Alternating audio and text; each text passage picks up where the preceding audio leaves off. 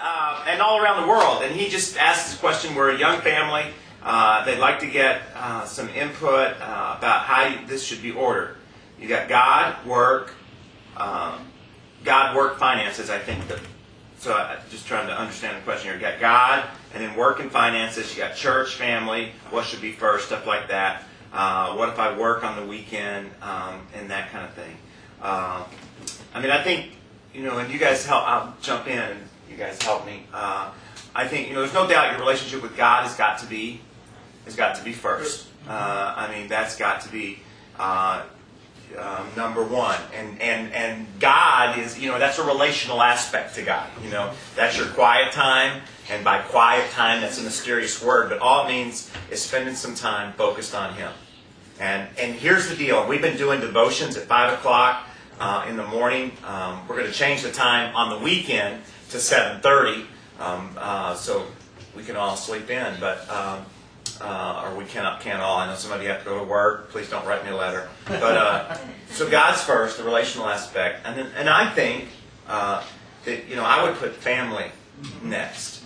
That I have a commitment to my wife and to my kids. Now that commitment means that I need to connect them to God.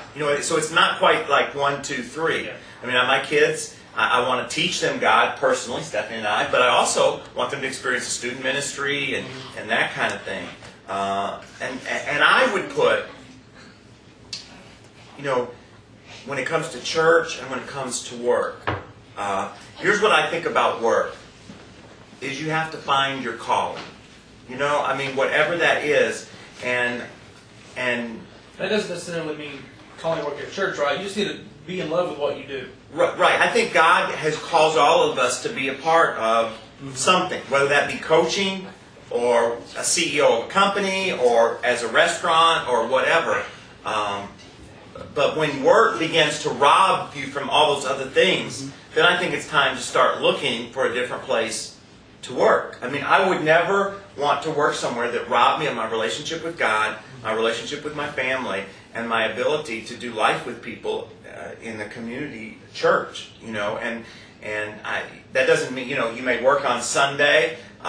Then rearrange your life. I mean, I work on Sunday. I'm gone all weekend.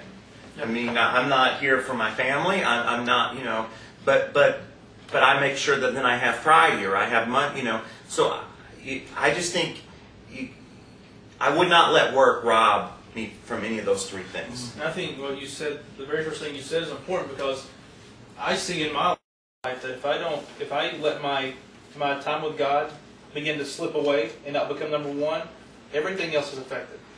How I treat Jen.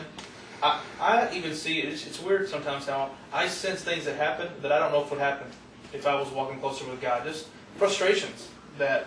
And also then, of course, at work, trying to lead a campus and be a leader spiritually for a group of people. Man, if I'm not walking with God, how is that humanly possible? And so it affects everything if it's top down. So. And it takes to make a job change. And, whether it be for a promotion or whether it be just because it is interrupting your life. There's a great book, and it's called Choose to Cheat by Andy Stanley. And I would just encourage you to grab that book and read that book, and he really talks about it.